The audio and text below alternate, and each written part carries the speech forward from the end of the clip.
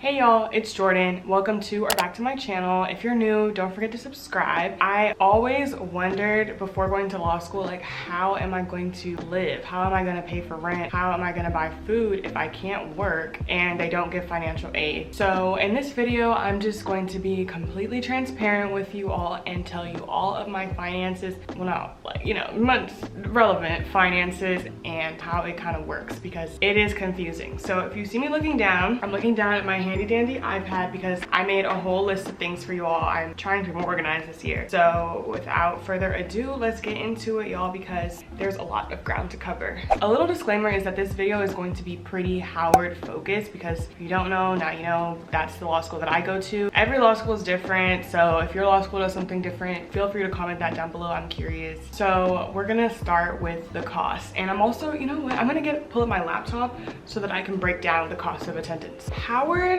University School of Law, Hustle's cost of attendance is $69,430. That is how much it costs every year, according to them, to go to law school. And right now, I have my laptop, and I'm just gonna pull up my financial aid. Even though the cost of attendance says like $69,000, it's by semester, so the breakdown is gonna be a little different, but let's focus on fall. So here we have my computer lab fee, which is $75. I've never been to the computer lab at that school, but whatever. Endowment fee, $15. I pay for a parking pass, that's $680. Ooh, just for one semester. Student self-help fee, $5. I don't know how they go with this stuff. Technology fee, $150. Law school admin fee. Oh wait, let me close my window. Hold on. Okay, yeah, law school admin fee, $250. Student health insurance fee, $2,000. Okay, yeah, so they charge $2,000 for health insurance. It's mandatory, but I have my own insurance, so this fee gets canceled out later on. But if you don't have your own insurance, you'll have to pay that $2,000. Student activity fee, $63. Tuition, which is like all we should really be having to pay, quite frankly. So the tuition is $17,672, and all of that totals up to $37,661. So that's how much I have to essentially pay, right? But like the average person, I don't just have $37,000 to give Howard right now. Probably will never just have that. Well, no, let me not say that, but like that I willingly want to give to a school, no. So, well, donation, okay, let me just, yeah, I don't have that money, so I had to take out loans. In law school, you'll probably have to take out loans. So that's everything that I have to pay the school, but there are more living expenses that kind of come into cost of attendance, right? We haven't even talked about rent or anything. So let's go into like my other expenses for the month. My rent in my apartment right now, I live in a 1-bedroom apartment in like a pretty nice neighborhood in DC. It's 800 square feet. And my rent is $1,449. Utilities included.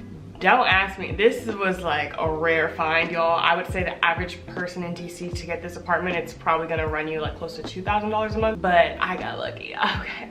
You know, I came here during like COVID, so the market plummeted. Like, I just, so blessed. Thank you, Jesus, because I had to get out that studio. Rent, $1,449. My Wi-Fi bill is $95 a month, and my parking for my building that I live in is $125 a month, and my renter's insurance is $20 a month. That all totals up to every month, my like bare necessities is $1,689. This doesn't include hair. Okay, this doesn't include nails. This doesn't include laundry. I don't have a washer and dryer, so I have to pay to do laundry unless I go home. But I would say laundry, that's like an extra $20 a month. It doesn't include a lot, okay? Like, it does not. Bare minimum, I would need some way to get $1,689. So how do I get that money? Like, how does it work? Because I don't have a job. So, well, I have a job now, but essentially, normally you won't have a job one a year in law school. So income, money that I gained from going to law school. So I do have a scholarship to go to Howard, but my scholarship is literally nothing. Like, they gave me $8,000. So like, what am I gonna do with that? $8,000 really is not really giving, and that scholarship money doesn't go to me, right? It just goes to my tuition. So I don't know if that probably does impact my refund. I doubt it though. I think it just, less loans I have to take out is what I think that does. That's $8,000. And then I also have a refund, and a refund is, remember that number I said in the beginning, that $69,000 number? Well, that number minus what you actually have to pay, like which is tuition and all that long list that I listed earlier, you will get that money to your account. So basically my refund for fall semester was $14,013. In August, mid-August, Howard gave me $14,013. Now that money is like loans, like I have to pay that back eventually, but that's money that I have to make last basically until January. So you have to basically make $14,013 last for 6 months. So when you do that math, you are left with $2,335.50 per month. And again, remembering back that my basic living expenses were $1,689. So basically when you do that math, it equals out to $646.50 extra per month. But I didn't really include books in like my fees or whatever, and as you see here, it's not like listed because you buy your books on your own, so you would have to use that money to also buy books, and books can be like $1,000, so budget that. Hopefully you go to school like me where you can get books for free sometimes, but sometimes you just gotta buy the book, and that can be, like I said, $1,000 per semester. So, you know, that's extra cost. I pay for a Quibi subscription, that's $25 a month. I pay for Grammarly, that's another $30 a month. So it can be a lot. So this like $646.50 to live off of for a month is kind of like not, like it's okay, but it's possible. I mean, I'm doing it, but you know, I'm not living lavish off of just that. Like it's nice to have a job or like other sources of income in law school, but if you don't have that, you'll be fine. You'll just be broke. But you know, the lawyer bag is coming soon, so just remain humble and you'll be good. Basically with that $646 a month is what you'll use to like buy food, groceries, you know, that wasn't factored in, and that's like excuse me, that's definitely an expense. And everything in DC is pretty expensive, so count that in. I know Howard has a thing where if you want to get a laptop, you can, they'll like, I wouldn't say they'll pay for it, but they'll like increase your cost of attendance to include that laptop. So I did that this semester, fall semester. I got a new laptop and I didn't want to pay for it, so I applied for that loan and and they gave me the extra. It was a refund, they refund you, but shoot, that hit. Also throughout the semester, like randomly, throughout my experience at least, we were getting random refunds for like the most random stuff because of COVID, like, you know, the whole CARES Act stuff. We would get some money from that. Not a lot though. I think the most, like I would get like anywhere from like 30, literally sometimes I got a $30 refund, 30 to like $1,000 randomly, but like you can't, I wouldn't count on that because who knows when that's gonna happen. So how much my loans are. I have a federal direct unsubsidized loan that was $10,142, and then my federal direct grad plus loan is $20,419. And all this stuff, I'm pretty sure this is that random grant that I was talking about where we got like money randomly. And then this is my scholarship. It says $4,000 because like I said, it's $8,000 per year, so it's $4,000 per semester, and that scholarship is conditional. I have to stay at the top 50% of my class. Thank God, that ain't been no issue so far. And then this is my health insurance like refund because I don't need to pay for the school's health insurance because thank goodness I'm still on my parents' plan, y'all. Perks of being 23. Okay, yeah. That's pretty much it. I would say when it comes to managing your money, make sure you do, because some people will think that they can use that $14,000 to do August to December rent, right? Which, no, you're probably not gonna get the refund in time to pay August rent unless you just pay rent late, which don't do that. So I did it basically from September. I had paid my August rent through like my summer job, and more rent, but I'm saying like refund wise, if you don't have that, I would allocate your refund for September through January. So pay January rent with that fall refund. So that's how many months? Maybe even February. So, but like spread it out that way, just because in the winter, spring semester, which is like what we're in now, you're gonna get a refund again. It's probably not gonna come in time for you to pay January rent, so don't even bank on that. But you're gonna have to buy books again, do all that stuff again. But the difference is for spring semester, I think most law schools are like this, your refund is even smaller. So I think my spring semester refund from last year, it was, I haven't gotten it yet for this school year.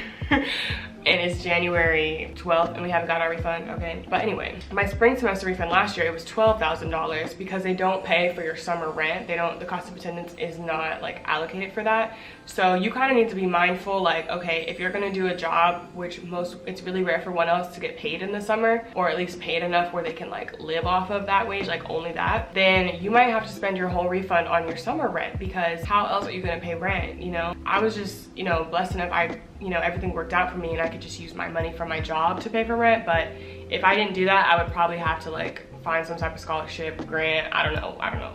God would have made a way though. So that's something to keep in mind, that your spring semester refund will not be the same as your fall semester because they don't pay for your summer expenses at all. So I think it stops in May. My last final is like end of April though. So keep that in mind. Okay, so a lot of people also ask like how I make money in law school, or like how much money I make. So 1L summer, which seems like just yesterday, but anyways, 1L summer, like I was the summer associate at a top paying law firm. So you can just Google how much you make. I was paid the same as like a first year associate, so you can just find out that rate on your own. But it was big money, okay? It was big money to me, for real. So I had a lot of that money saved up to pay for my rent going into the year so that I could just use my refund for other stuff. So yeah, I used this to pay for summer rent and some of fall rent. During fall semester, I also worked as a TA. And as a TA, I was making $15 an hour, something like 15 something an hour. No, that's the DC minimum wage. Like, no, that was just kind of like nail money, like just some extra money, like not complaining about it, because you know, some people don't make anything.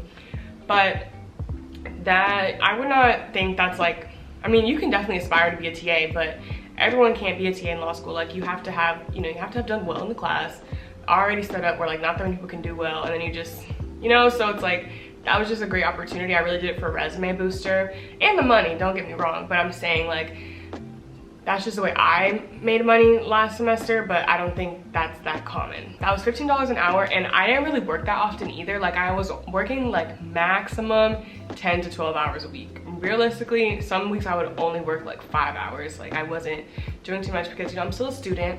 I also had another like externship. I wasn't getting paid for that, but I had more work to do. Yeah, and also just like labor law, it's like they didn't want me to work that much either. You can do the math there, $15 an hour, only working like 10, 15 hours a week. Like that wasn't that much money, definitely not. It definitely helped though, but it wasn't that much to like really subsidize my whole living. I was definitely like, I would say still dependent on the refund check. Another way I make money is YouTube. So thanks for clicking on this video. Watch the ads, don't skip the ads, and subscribe, keep your notifications on.